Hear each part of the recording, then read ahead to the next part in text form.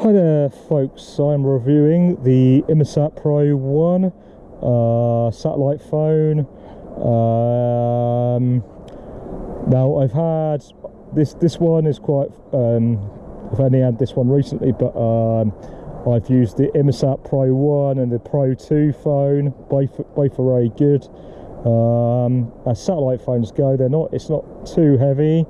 The network it's on, actually, this is as far as I'm aware, it's a British company, and they also do the satellite phones for ships all over the world, and I think also airlines as well. Inmarsat do the satellite phones for airlines, most of the airlines. The network coverage is very good. The only places I believe Inmarsat really doesn't cover is the North and South Poles. They don't cover the polar areas. The only satellite system I know that covers that is Iridium. Is it Iridium, the American company? Satellite. I believe they're the only ones that cover the two poles as well. But this will cover everywhere, just about, apart from the two poles. But obviously, there's no 100% coverage everywhere. You're going to get tree cover or whatever blocking the skies and stuff. But this is a good phone. It's got a bloody good aerial on it. So yeah, so basically you switch it on. If you're in a new location or a new part of the world, it'll take a little while for it to log on the signal. You can send text messages, you can obviously make phone calls. The phone calls are much more expensive than a normal phone. You know, you don't get shitloads of minutes or 3 minutes or whatever with this, but it is free to call the emergency services, so you might want it for emergencies, which is very good. And the benefit of having a satellite phone, oh by the way, this aerial comes down, you only put it up when you're using it, so it goes like that. It comes out like that.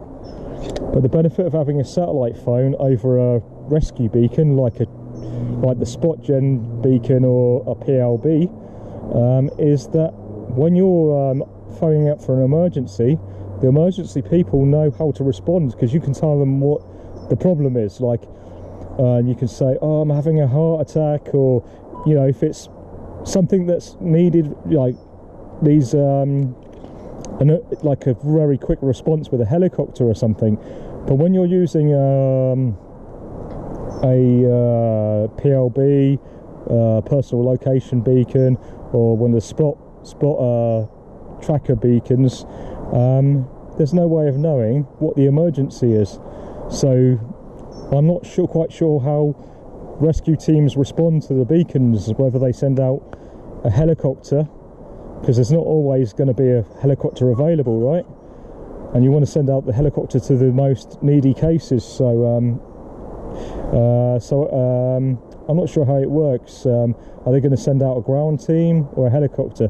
But at least with the satellite phone, you got peace of mind. You can say, oh, I need rescuing straight away. It's a heart attack or whatever, like something like that, or someone's severed an arm or something like that. We need a helicopter right away. And I think for that alone, it is worth having a satellite phone if you're going out somewhere really remote, like, you know. I think it's definitely worth having a satellite phone. It is heavier than a PLB. This one is, anyway. There are lighter satellite phones.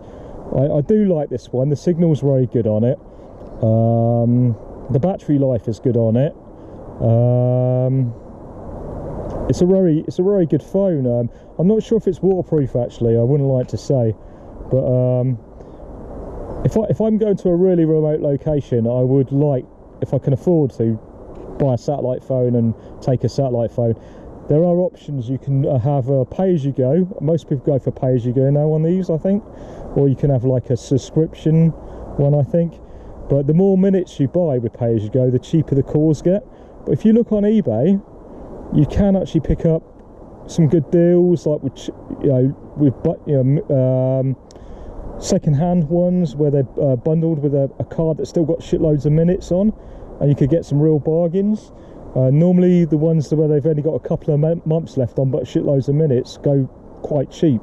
So if your trip is like that, you know, soon, and you're getting a load of minutes. It's well worth it, and then you can just phone up people before the minutes run out and say you're all right, let people know you're okay.